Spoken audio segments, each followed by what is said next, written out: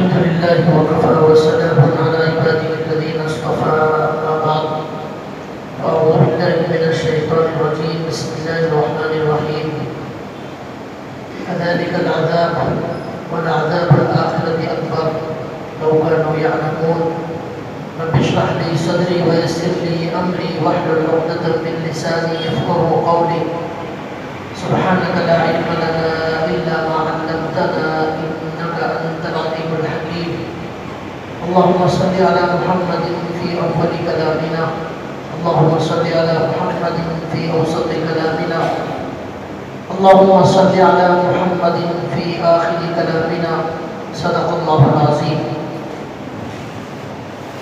محترم دینی بھائیوں، میں نے آپ کے سامنے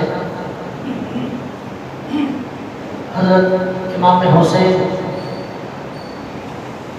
کی تاریخ اور ان کا مظلوم ترین واقعہ اور کس وجہ سے ان کو شہید کیا گیا اس کی تاریخ اور ان کے حالات بتا رہا تھا. اور میں نے یہ کہا تھا کہ اللہ تبارک و تعالیٰ قرآن کریم میں فرماتے ہیں كذلك العذاب والعذاب الآخرة أكبر لو كانوا يعلمون. کچھ لوگوں کو اللہ تبارک و تعالیٰ جہنم سے پہلے دنیا ہی میں ان کے لیے جہنم بنا دیتے ہیں. ایک عذاب آخرت کا ہے اور ایک عذاب دنیا کے اندر ہی اللہ تبارک و تعالیٰ مقرر فرما دیتے ہیں. اللہ نے اس کا ذکر قرآن میں فرمایا كذلك العذاب والعذاب الآخرة أكبر. یہ دنیا کے اندر ہم عذابات نازل کرتے ہیں اور آخرت کے عذابات تو بہت بڑے بڑے ہیں. کاش لوگ سمجھ لیتے تو دنیا کے اندر خاص طور پر جو لوگ دنیا کے اندر ظلم کرنے والے ہیں، یہ ظلم کرنے والوں کو قرآن میں اور حدیث میں اس طرح کی ارشادات موجود ہیں کہ ظالموں کو اللہ تبارک و تعالیٰ دنیا ہی کے اندر عبرت کا نشان بنا دیتے ہیں اور دنیا ہی کے اندر اللہ تعالیٰ ان کو سزا دیتے ہیں اور آخرت کی سزا تو اس سے بہت بڑی ہوئی ہے. آدم علیہ السلام سے لے کر اب تک تقریباً 9000 سال سے زیادہ کا عرصہ اس دنیا کو ہو چکا ہے. اس پوری تاریخ کے اندر جب ہم معائنہ کرتے ہیں، ہم جائزہ لیتے ہیں، ہم مطالعہ کرتے ہیں اور پلٹتے ہیں تو ہر جگہ ہمیں یہ بات اللہ تعالیٰ کی صاف نظر آتی ہے کہ جو برا کرے گا اس کے ساتھ دنیا میں برا ہوگا، جو ظلم کرے گا اس پر بھی ظلم کیا جائے گا، جو تکبر کرے گا اللہ اسے دنیا کے اندر ذلیل کریں گے، آخرت میں بھی ذلیل کریں گے. جو دوسروں کو تکلیف دے گا وہ خود تکلیف کے اندر ضرور مبتلا ہوگا اور دوسروں کی خوشی چھین لے گا اس کی بھی خوشیاں چھین لی جائیں گی. دوسروں کے گھروں میں غم پیدا کر دے گا اس کے گھر کے اندر بھی غم اللہ تعالیٰ کی طرف سے ڈال دیا جائے گا. اسی لیے کہتے ہیں جیسی کرنی ویسی بھرنی، جیسا بیج بو گے ویسا پاؤ گے. اچھا بیج بو گے اچھا کھیت اگے گا اور خراب دانہ ڈالو گے خراب اناج نکلے گا. تو اس لیے یہ قرآن حدیث کی واضح ترین بات ہے کہ اللہ تبارک و تعالیٰ کبھی ظالم کو معاف نہیں کرتے اور کبھی اللہ تعالیٰ مظلوم کی بددعا کو ضائع نہیں کرتے اور رائگاں ہونے نہیں دیتے. اللہ کے نبی صلی اللہ علیہ وسلم نے حدیث میں فرمایا مظلوم کی بددعا سے بچو، اتقی دعوت المظلوم، مظلوم کی بددعا سے بچو کیونکہ وہ سیدھے عرش تک چلی جاتی ہے. عرش تک جانے میں اس دعا کو کوئی چیز روکنے والی نہیں ہے.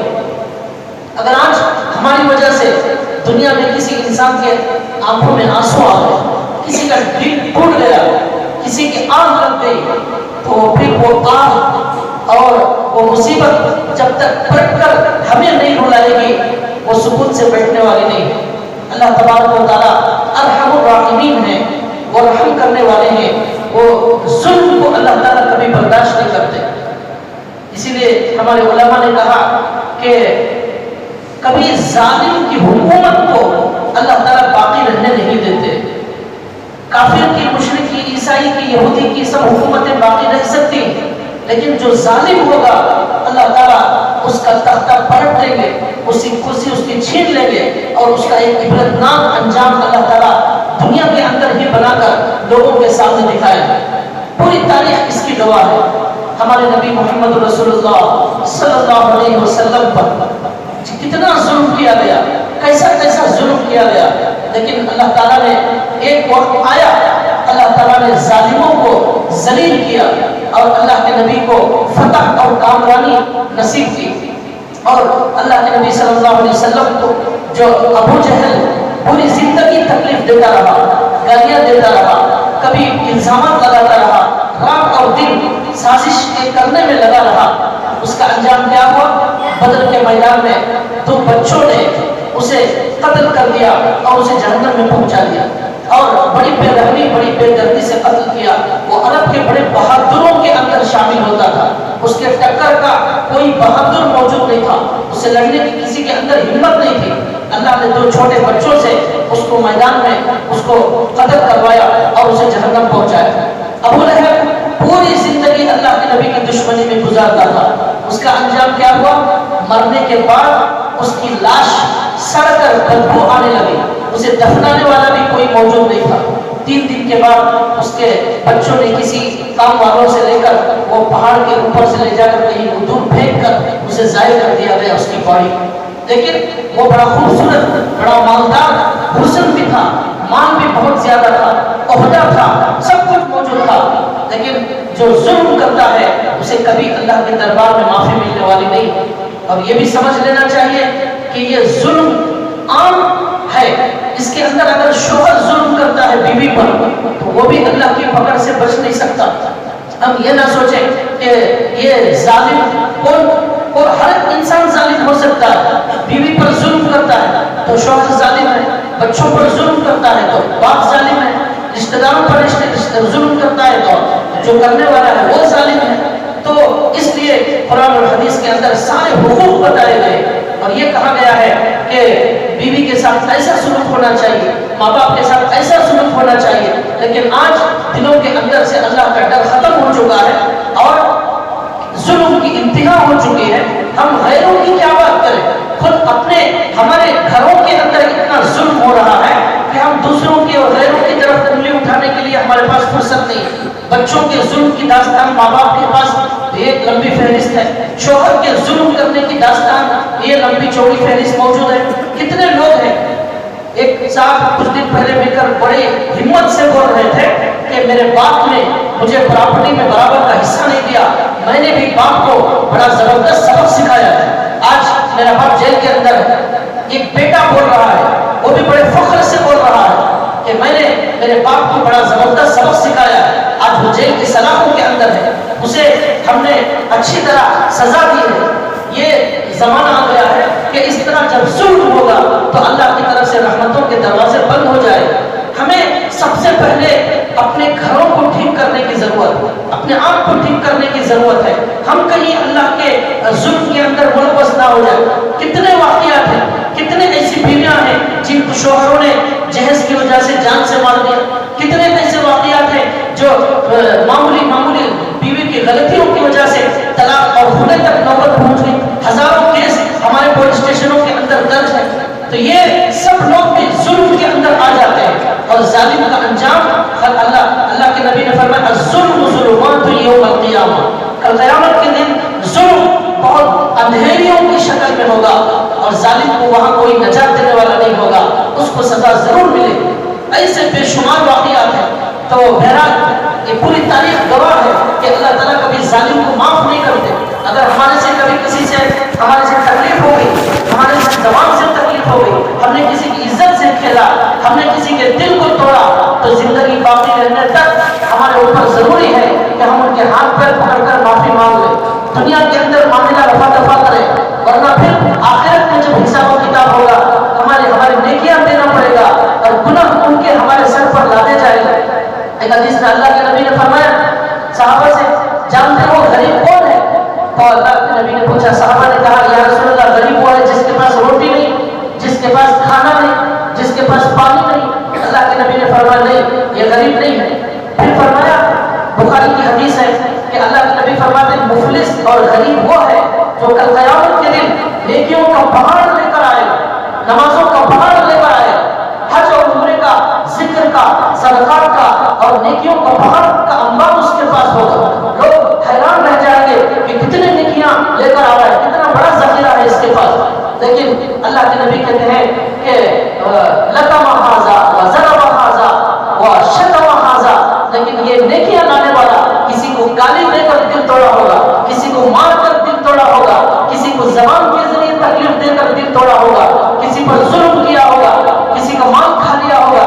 کل قیامت کے دن وہ سارے لوگ اللہ کے دربار میں آ کر کمپلینٹ کریں گے، حق اور انصاف کا مطالبہ کریں گے، اور وہاں صرف انصاف چلتا ہے اور کچھ نہیں چلتا۔ وہاں اللہ تبارک و تعالیٰ انصاف کریں گے اور کہیں گے اب بدلے میں یہاں دینے کے لیے صرف اس کی نیکیوں کے علاوہ کچھ نہیں ہے، اس کی نیکیاں اس کے بدلے میں آپ کو دی جائے۔ آپ کا دل اس نے دکھایا تھا، اتنی نیکیاں آپ کو دی جائے۔ آپ کو مارا تھا، یہ نیکیاں لے کر جاؤ۔ اس نے آپ کا مال اتنا کھا لیا تھا، یہ اتنی نیکیاں لے۔ یہاں تک کہ اللہ کے نبی فرماتے ہیں وہ ساری نیکیاں ختم ہو جائیں گی، وہ نیکیوں کا پہاڑ سب تقسیم کر کے ختم ہو جائے گا، کچھ بھی موجود نہیں رہے گا۔ اب اس کے بعد اور بھی لوگ باقی رہ جائیں گے، مجھے ایسا کیا تھا، مجھے ایسا کیا تھا، میرے ساتھ ایسا سلوک کیا تھا، میرے اوپر یہ ظلم کیا تھا، ایسی بات کہی تھی۔ ایک ایک بات بھی فرشتے ہماری یہاں پر بیٹھ کر لکھ رہے ہیں۔ قرآن میں اللہ نے فرمایا ما یلفظ من قول الا لدیہ رقیب عتید، زبان سے حق نکلنے والا لفظ تمہارا نوٹ کیا جا رہا ہے، اس پر سوال کیا جائے گا یہ تم نے کیوں کہا، یہ ہماری دی ہوئی زبان ہے، اس زبان سے تم اپنی مرضی سے نہیں چلا سکتے، یہ آنکھ ہماری دی ہوئی ہے، اس اللہ کی مرضی کے بغیر یہ آنکھ نہیں چل سکتی۔ تو اللہ کہتے ہیں ما یلفظ من قول الا لدیہ رقیب عتید۔ اللہ کے نبی نے کہا پھر کچھ لوگ باقی رہ جائیں گے قیامت کے دن، تو اللہ تعالیٰ کہیں گے اب اس کے پاس نیکیاں ختم ہو گئی، یہ تمہارے گناہ اگر موجود ہیں لاؤ اس کے نام اعمال میں ڈال دیا جائے۔ ان کے گناہ لے لے کر اس کے نام اعمال میں ڈال دیے جائیں گے، یہاں تک کہ اللہ کے نبی کہتے ہیں لوگوں پر ظلم اور لوگوں کو تکلیف پہنچانے کی وجہ سے کیا ہوگا، جو نیکیوں کا پہاڑ، نیکیوں کا انبار لے کر آیا تھا، اب اس وقت ساری نیکیاں لوگوں کو دے دی گئی اور ان سارے لوگوں کے گناہ اس کے سر پر ڈال دیے گئے۔ اب گناہوں کا پہاڑ لے کر بیٹھا ہے، اب نجات کی کوئی صورت نہیں ہے، جہنم میں جانے کا فیصلہ ہو چکا ہے۔ اللہ کے نبی کہتے ہیں یہ ہے غریب انسان۔ روٹی جس کے پاس نہیں ہے وہ کیا غریب ہے، وہ کھا لے گا، اب دوپہر میں نہیں کھائے تو شام میں کھا لے گا، شام میں نہیں کھائے تو صبح میں کھا لے گا۔ بہت سارے پیسے والے بھی بیماری کی وجہ سے روٹی نہیں کھاتے، آپریشن ہو گیا، علاج ہو رہا ہے، وہ بھی روٹی، یہ کوئی غریب نہیں ہے، یہ غریب ہے جو قیامت کے دن میدان میں کھڑا ہوگا، اس کے پاس نیکیاں کچھ بھی موجود نہیں ہوگی، گناہوں کا انبار ہوگا۔ یہ ظالم لوگوں کے اللہ کے نبی نے اس حدیث کے اندر تعارف کروایا۔ تو بہرحال اس طرح تاریخ اوپر سے چلی آ رہی ہے۔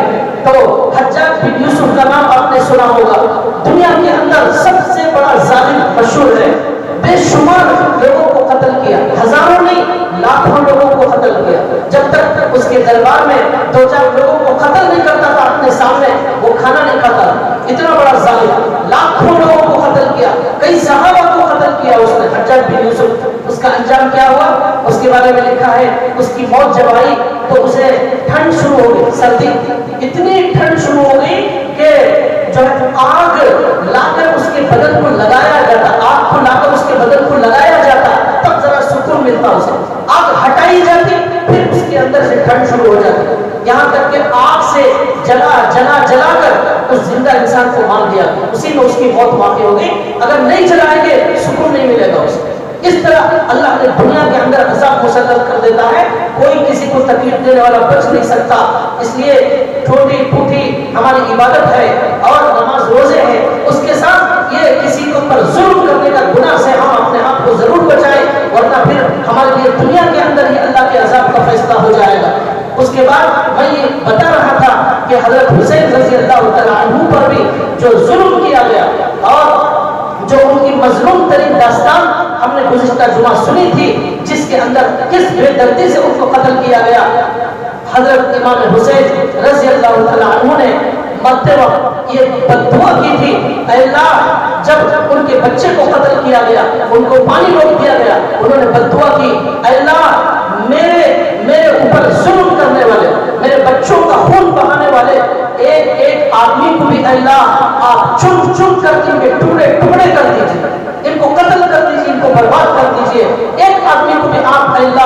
اسے نہ چھوڑیے. یہ حضرت امام حسین نے بددعا، اور یہ بددعا بھی کس کی؟ اللہ کے نبی کے نواسے کی. کس وقت؟ جب اپنی زندگی کے آخری لمحات میں مظلوم ترین انسان کی شکل میں وہ بددعا کر رہے ہیں. وہ بددعا سیدھے آسمانوں پر پہنچ گئی، اسے کوئی روکنے والا نہیں تھا. ڈائریکٹ اللہ تعالیٰ نے اس کو سن لیا. اور امام حسین نے اپنے آخری الفاظ کے اندر یہ بھی کہا تھا کہ اے اللہ میں آپ کا شکر ادا کرتا ہوں، اے اللہ میں آپ کا شکر گزار بندہ بننا چاہتا ہوں، لیکن میں صحیح معنوں میں آپ کا شکر ادا نہیں کر سکا. اور اے اللہ میں آپ کی مصیبت پر صبر کرنا چاہتا ہوں، لیکن میں حقیقت میں آپ کے شایع نشان صبر بھی نہیں کر سکتا، پھر بھی آپ کی نعمتیں میرے اوپر برابر جاری ہیں. اس سے ایک سبق یہ بھی مل گیا کہ دنیا کے اندر ہمیں جس تکلیف سے بھی گزرنا پڑے، آخری خون کا خطرہ بہانا بھی پڑے، تب بھی ہم اللہ سے کبھی شکوہ نہ کریں، اللہ سے کبھی ہم شکایت نہ کریں. مرتے دم تک ہماری زبان پر صرف شکر ہی شکر ہونا چاہیے. ایک مصیبت آئی لیکن کروڑوں نعمتیں اللہ کی ہیں. اسلام کی نعمت ہے، ایمان کی نعمت ہے، آپ صلی اللہ علیہ وسلم کی امت میں شامل ہونے کی نعمت ہے، اور نماز کی توفیق کی نعمت ہے. ہزاروں نعمتیں ہیں، اس پر شکر ادا کرے، مصیبت پر صبر کرے. یہ امام حسین نے کیا. اب بددعا آسمانوں پر پہنچ گئی. اس کے بعد کیا ہوا؟ اس کے بعد امام حسین کے انتقال کے بعد پورے عرب کے اندر چاروں طرف سے اس کے خلاف آواز اٹھنے لگی. یزید کے خلاف آواز اٹھنے لگی، ابن زیاد کے خلاف آواز اٹھنے لگی، اور عمرو بن سعد کے خلاف آواز اٹھنے لگی. اور لوگ ہر طرف شور مچانے لگے کہ قاتلان حسین، امام حسین کو قتل کرنے والوں کو سزا دینی چاہیے، اور ان کو اس کا انجام ان کو ملنا چاہیے. چاروں طرف سے بغاوت شروع ہو گئی، حکومت کے اندر بغاوتیں ہونے لگی. یہاں تک کہ جو آدمی حضرت امام حسین کو قتل کرنے والا تھا، اس کے بارے میں لکھا ہے کہ صبح جب اٹھا وہ تو اندھا بن کر اٹھا، اس کی آنکھوں کی بینائی ختم ہو گئی. تو اس سے کسی نے پوچھا کہ تم رات میں سوئے تھے، اب صبح اندھے کیسے بن گئے؟ تو اس نے کہا خواب میں رسول اللہ صلی اللہ علیہ وسلم تشریف لائے تھے، اور اللہ کے نبی صلی اللہ علیہ وسلم نے غصے میں تھے. اللہ کے نبی کے ہاتھ میں تلوار تھی، اور امام حسین کا خون اللہ کے نبی کے ہاتھ میں تھا. وہ خون اللہ کے نبی نے میری آنکھوں میں پھینک دیا. رات میں خواب میں دیکھا تھا، صبح میں اللہ نے اندھا بنا کر اٹھا دیا. اب آنکھیں نظر نہیں آ رہی. یہ اس کا انجام ہوا. اس کے بعد ایک اور ایک آدمی کا قتل کرنے والا. ایک عالم نے بیان کیا کہ امام حسین کو قتل کرنے والا کوئی نہیں بچے گا دنیا کے اندر. تو ایک آدمی کھڑا ہو گیا، اس نے کہا میں بچ گیا ہوں، میں بھی قتل کیا تھا، میں بچ گیا ہوں. یہ کہہ کر وہ چلا گیا. جب گھر میں گیا تو اس کے گھر میں تھوڑی دیر کے بعد آگ لگ گئی، اور اس کی وجہ سے وہ اور اس کا پورا گھرانہ جل کر راکھ ہو گیا. اور اسی وقت جو ہے آگ نے اس کو جل بھونا کر ختم کر دیا. اسی طرح اور ایک آدمی کے بارے میں لکھا ہے کہ وہ رات میں سویا، قتل امام حسین کا قاتل تھا. رات میں سویا تو وہ کہتا ہے کہ خواب میں دو لوگ مجھے آتے ہیں رات میں اور لے جا کر میرا چہرہ آگ میں جلاتے ہیں اور مجھے لا کر یہاں بٹھا دیتے ہیں. صبح دیکھا تو اس کا چہرہ بالکل کالا ایسا ہو گیا ہے جیسا کہ صحیح معنوں میں آگ میں جلا دیا گیا. وہ جلن اور سوزش کو برداشت نہ کر سکا، اور اسی حالت کے اندر اس کا انتقال ہو گیا. اسی طرح اور ایک آدمی تھا جس کا نام شمر تھا. اس نے بھی بڑا ظلم کیا تھا امام حسین پر، اور قتل کے اندر آگے تھا. اللہ نے اس پر مختار ثقفی کو مسلط کیا، اور اس نے کیا کیا؟ اس کو قتل کر کے، اس کے ٹکڑے کر کے کتوں کو کھانے کے لیے اس کا گوشت ڈال دیا، اور کہا کہ امام حسین کو قتل کرنے والوں کا یہی انجام اور یہی سزا. اور اس نے کہا یہ دنیا کی سزا ہے اور آخرت کی سزا اس سے بدتر ہے. یہاں تک کہ اس کے بعد مختار ثقفی ایک آدمی تھا، اس کو اللہ نے عراق کا اور یہاں کا بادشاہ بنا دیا، حکومت اسے عطا کر دی. تو اس نے پورے ملک میں اعلان کر دیا کہ صرف امام حسین کے قتل میں جو لوگ ملوث تھے ان کو پناہ اور امان نہیں ملے گا ہماری حکومت میں. اس کے علاوہ ہر آدمی کو امان ملے گا، لیکن قاتلان حسین کو کوئی امان نہیں ملے گا. اور اعلان کر دیا جہاں بھی جس جگہ بھی امام حسین کے قتل میں شریک ہونے والا ملے اسے فوراً وہی قتل کر دیا جائے. یہاں تک کہ روزانہ 250 لوگوں کو قتل کیا جاتا تھا.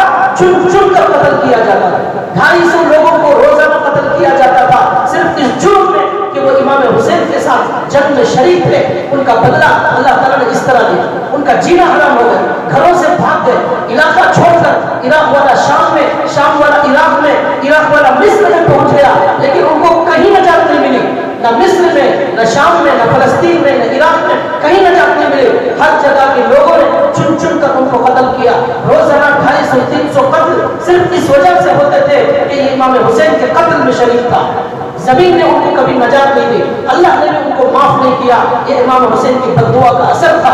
चुनांचे इस तरह की बद्दुआ से किसी के दिल को दुखाने से हमें बचना चाहिए, इसलिए कि अल्लाह के नबी ने हदीस में फरमाया है कि काबे से ज्यादा मुकद्दस तरीन चीज एक मोमिन का दिल होता है। एक मोमिन के दिल को तोड़ने का गुनाह ऐसा है कि वो काबे को ढाने और तोड़ने के बराबर गुनाह हो जाता है। इसलिए उसकी बेहुरमती से बचना चाहिए। एक हदीस में आता है, अल्लाह के नबी ने अपने आखिरी जमाने में, अपने आखिरी खुतबे के अंदर, हज्जतुल विदा के अंदर फरमाया, ऐ लोगों, जैसा आज का महीना बड़ा मुहतरम है, हज का महीना, ये सरजमीन जैसे मुहतरम है, ये अरफात का मैदान जिस तरह मुहतरम है, अल्लाह के नबी का आखिरी बयान था, उसमें फरमाया जैसे ये महीना बड़ा एहतराम का, ये मैदान बड़ा एहतराम का, ये हज का मौसम बड़ा एहतराम का दिन है, इसी तरह हर मोमिन का एहतराम करना, उसकी इज्जत करना, हिफाजत करना, ये भी तुम सब लोगों पर जरूरी है। इंसानियत का एहतराम का सबक ये हमारे इस्लाम के अंदर है, लेकिन लोग आज मीडिया के अंदर ढंढोरा पीट रहे हैं, खास तौर पर आजकल के हालात में ढंढोरा पीट रहे हैं कि इस्लाम का जो कानून है, इस्लाम के अंदर जो निजाम, जो अहकामात हैं, वो दहशतगर्दी सिखाते हैं, वो जो है गन्ना मारना सिखाते हैं। लेकिन इस्लाम की ये जो तालीम है, रहम और करम की तालीम, इंसान का दिल नहीं तोड़ना चाहिए, वो काबे से ज्यादा मुकद्दस है।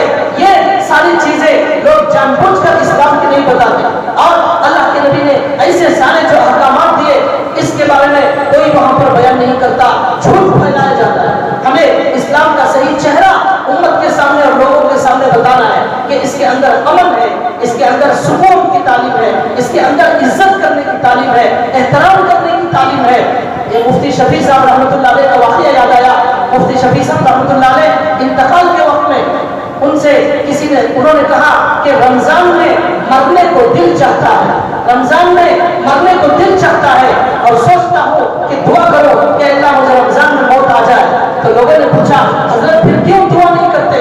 तो उन्होंने कहा, इसलिए दुआ के लिए हाथ नहीं उठते, ये सोचकर कि मैं दुआ करूंगा रमजान में मरने की, दुआ कबूल हो जाएगी, लेकिन मेरा जनाजा उठाने वाले रोजेदार भूखे इंसान होंगे, उनको जनाजा उठाने में तकलीफ होगी, ये तकलीफ मैं उनको देना नहीं चाहता, इसलिए मैं दुआ नहीं करता।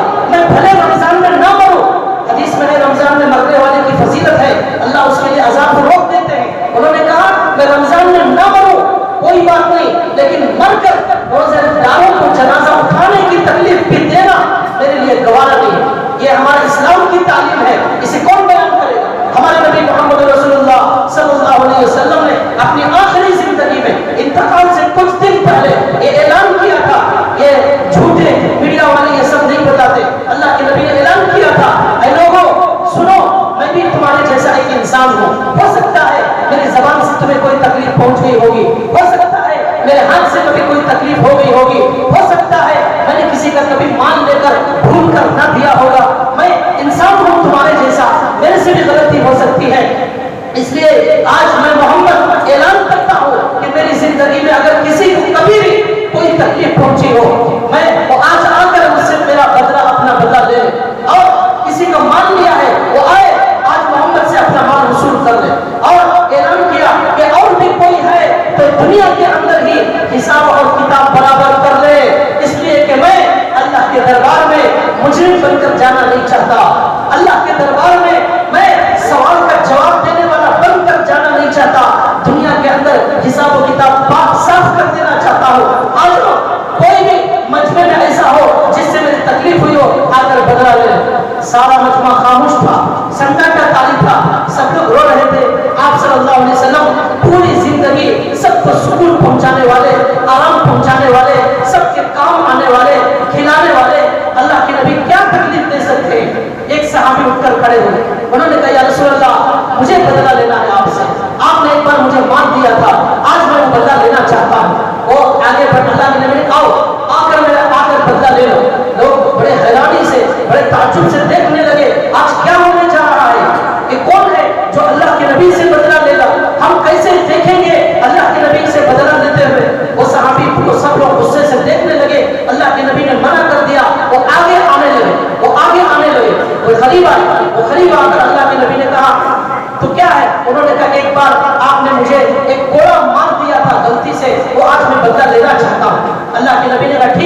وہ بدلہ لے لو. انہوں نے کہا آپ نے جب مارا تھا میرے بدن پر چادر نہیں تھی, آپ کے بدن پر چادر ہے, یہ بھی ہٹا دیجیے. اللہ کے نبی نے چادر ہٹا دی. وہ صحابی مارنے کے لیے قریب آ گئے. قریب آنے کے بعد وہ اللہ کے نبی کے بدن کو بوسہ دینے لگے, چمٹ گئے اور کہنے لگے یا رسول اللہ میں کون ہوتا ہوں آپ سے بدلہ لینے والا, اور آپ کب کسی کو مار سکتے ہیں؟ آپ نے زندگی میں کسی انسان کو کیا کسی جانور کو تکلیف نہیں دی. آپ ایسے رحیم ہیں, وَمَا أَرْسَلْنَاكَ إِلَّا رَحْمَةً لِّلْعَالَمِينَ, سارے عالموں کے لیے جن کو رحمت بنا کر بھیجا. جو کافروں, مشرکوں, یہودیوں اپنی بیوی بچوں کو بیوہ کرنے والوں کو فتح مکہ کے اندر اعلان عام کر دیا, آج سب کو معاف ہے, کسی سے کوئی بدلہ نہیں لیا جائے گا. بلال کو تڑپانے والے کے لیے معافی, اونٹ کی اوجڑی ڈالنے والے کے لیے معافی, سمیہ کو شہید کرنے والے کے لیے معافی, مصعب پر 70 وار کرنے والے کے لیے معافی, سب کے لیے معافی. ابو جہل کا بیٹا ملک چھوڑ کر بھاگ گیا, ڈر کر اللہ کے نبی کی حکومت جب آئی ملک سے فرار ہو گیا. ایسا ہوتا ہے جب کہ اللہ تعالیٰ کسی کو ملک دیتے ہیں تو وہاں کے لوگ بھاگ جاتے ہیں. اس طرح اللہ کے نبی جب غالب ہوئے تو وہاں کا بھی ابو جہل کا بیٹا بھاگ گیا. اللہ کے نبی نے اس کی بیوی کو کہا کہ یہ میری محمد کی چادر لے جاؤ اور جا کر اس سے کہو محمد نے تمہیں معاف کر دیا ہے, یہ چادر اس کی علامت ہے, یہ بول کر میرے پاس لاؤ. وہ بیوی جا کر ان کو لے کر آتی ہے, وہ بھی حضور کے غلام بن جاتے ہیں. ابو سفیان پوری زندگی اسلام کی دشمنی میں گزارنے والے, لیکن اللہ کے نبی نے اپنی زندگی کے آخر میں ان کو بھی معاف کر دیا اور یہ اعلان کر دیا آج ابو سفیان کے گھر میں بھی فتح مکہ میں جو پناہ لے گا اسے بھی محمد کی طرف سے امان مل جائے گی. یہ ہمارے نبی تھے, یہ ان کے اخلاق تھے, انہوں نے یہ سبق سکھایا ہے. ان صحابی نے کہا آپ بھلا کیسے مار سکتے ہیں اور کون آپ سے بدلہ لے سکتا ہے؟ میرا مقصد یہ تھا کہ زندگی کے آخری لمحات ہیں, پتہ نہیں آپ ہم سے کب جدا ہو جائیں گے, اس لیے میں نے سوچا آپ کے بدن سے میرا بدن ٹچ ہو جائے, جہنم میرے بدن پر حرام ہو جائے. اور آپ کے پیٹھ کے پیچھے مہر نبوت تھی, حضور کے پیٹھ کے اوپر پیچھے محمد رسول اللہ لکھا ہوا تھا, قدرت ہی لکھا ہوا تھا, کسی نے لکھا نہیں تھا, بچپن سے ہی تھا. وہ بڑے ہونے کے بعد اللہ کے نبی کو ابھر کر آ گیا, اسے انہوں نے بوسہ دیا, اس کا نام مہر نبوت تھا. اس کو بوسہ دینے حضور کے بدن سے چمٹنے کے لیے آیا تھا تاکہ کل قیامت کے دن جہنم کی آگ مجھے جلا نہ سکے. حضور کا بدن جس سے مل گیا, ہاتھ جس سے بس ہو گئے, اسے جہنم جلا نہیں سکتی. یہ ہمارے نبی کی تعلیم, یہ ہمارے نبی کے اخلاق ہے, یہ ہمارے نبی کا سبق ہے. تو یہ اسلام کہاں سے کسی پر ظلم سکھا سکتا ہے اور کہاں اسلام ایسی تعلیم دے سکتا ہے؟ تو بہرحال میں یہ بتا رہا تھا کہ اس طرح دنیا کے اندر کسی کو تکلیف پہنچانے کی ممانعت آئی ہے, یہ ہمارے نبی کا اسوہ ہے, یہ ہمارے اکابر کا اسوہ میں نے آپ کے سامنے بیان کیا. تو اس طرح یہ جو اللہ تبارک و تعالیٰ نے یہ قاتلان حسین پر جو مسلط کر دیا, تو اللہ تعالیٰ نے ان ظالموں کو چن چن کر بدل لیا. میں نے بتایا روزانہ 250 لوگوں کو قتل کیا جاتا اور شمر کو کاٹ کر اس کے بدن کے ٹکڑے کتے کے سامنے ڈال دیے گئے اور کہا کہ یہ تمہارا قتل کرنے والوں کا انجام ہے. یزید اس کا بھی انجام بہت برا ہوا. اس کے بعد صرف 2.5 سال تک وہ زندہ رہا, 2.5 سال زندہ رہا. 2.5 سال کے بعد پیٹ کے اندر اللہ نے ایسی عجیب و غریب بیماری دی, اسی بیماری میں تڑپ کر 2-3 دن کے اندر اس کی موت واقع ہو گئی. اور ایک روایت میں ہے کہ کسی عورت نے اسے لے جا کر اسے چاقو سے اسے قتل کر دیا تھا. یہ دونوں روایتیں موجود ہیں. اس طرح اللہ تعالیٰ نے یزید کو ختم کر دیا اور اس طرح قاتلان حسین سے اللہ نے چن چن کر بدلہ لیا. عام اعلان کر دیا صحافی نے کہ کوئی بھی اس پورے عرب کے خطے میں ایک بھی آدمی اس جنگ میں شریک ہونے والا زندہ نہیں بچنا چاہیے. چنانچہ سارے لوگوں نے مل کر ان سب لوگوں کا خاتمہ کیا, ایک آدمی بھی نہیں بچا. امام حسین کی بددعا قبول ہو گئی. اللہ چن چن کر ان کو قتل کرنا, ان کے ٹکڑے کرنا اللہ نے وہ دکھا دیا. دنیا کے اندر اللہ تعالیٰ جو قربانیاں دیتے ہیں ان کی قربانی ضائع نہیں ہونے دیتے.